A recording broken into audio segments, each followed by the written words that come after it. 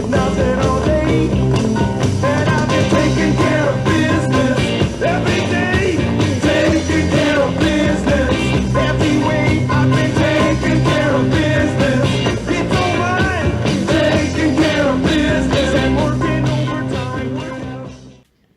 Alright guys, we're coming up on our year 8 of decisions, so why don't we take a look back on how we have done in the past and what went right and what went wrong.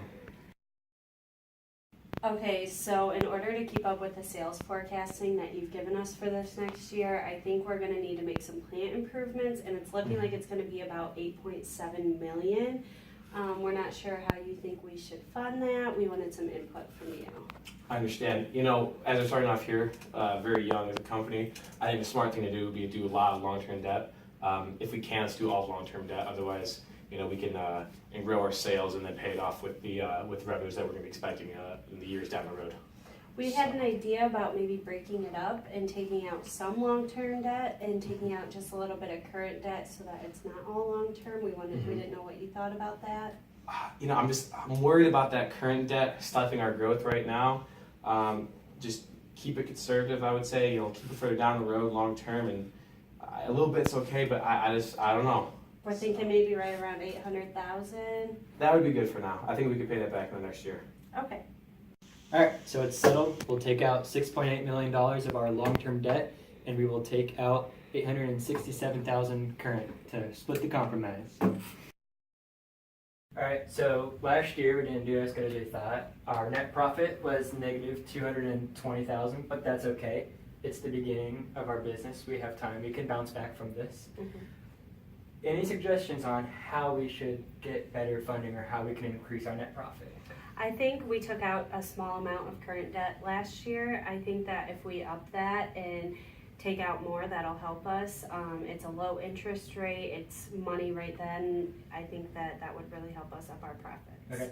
Mr. Vinecourt, what do you think?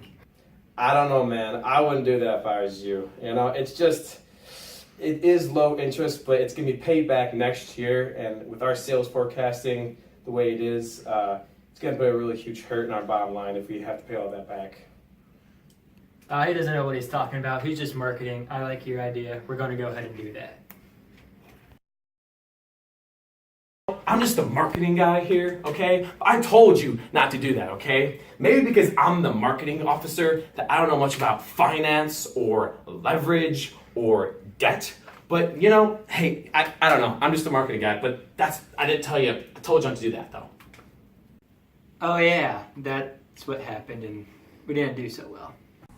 Alright guys, here's a snippet of how our company has done. And so now I'm going to talk about what went well and what hasn't. So here's a graph of our emergency loans. We did really well until year 3. Then we slowly started to take some, and then year 6 we took a bunch. But my advisors told us we had too much inventory and current debt, and so once that stuff got paid off, in year 7 we went back down to 0. All right, here we go. Now I'm here to talk to you about our net profits for the first 7 years. As you can see, it's a bit of a roller coaster. In year 2, we had an executive member who left the company, which really did hurt us. From then, we started to rise our profits, our net profits. And then year 5, our decisions for year 5 didn't go through. So we had a really high net profits because we didn't make any decisions and we didn't have any costs. But then our R&D was so far behind that our sales plummeted in year 6. From there, we pivoted again to get back on track, and now we are enjoying really nice profits. So something that Erie Company has been good at in the past 7 years is keeping a high leverage. The only round where we had our lowest leverage was the year we had a blackout, and that was when we spent no money or borrowed money. We've kept our leverage pretty high, right around 2.0. It's gone under that a couple times. There's only been one other company one time to go above that. We've done this by keeping a high debt and low equity by borrowing long-term and current debt and not issuing any new stock. Alright, now that we've learned what we did good and what we did bad, let's go out there, use that for a very good year, and not see Big Al again. Let's kick some butt. Meeting adjourned. And I've been taking care of business every day. Taking care of